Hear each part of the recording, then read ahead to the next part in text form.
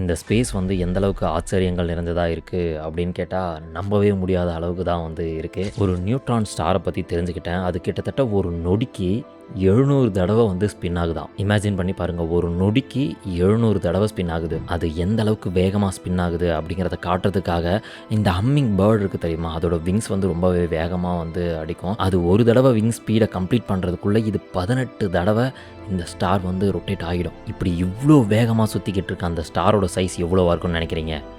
வெறும் 15-16 கிலோமீட்டர் தான் அதோட ரேடியஸ். ஆனால் அந்த நியூட்ரான் ஸ்டார் நம்ம சூரியனை விட மாஸ் அதிகம். அந்த நியூட்ரான் ஸ்டாரோட ஈக்குவேட்டர் இருக்குல்ல, அங்கே வந்து ரொட்டேட்டிங் ஸ்பீட் கிட்டத்தட்ட 70,000 கிலோமீட்டர் பர் செகண்ட். இது வந்து ஒளியோட வேகத்தில் கால்வாசி ஆல்மோஸ்ட் 25% அப்படிங்கிற மாதிரி சொல்கிறாங்க.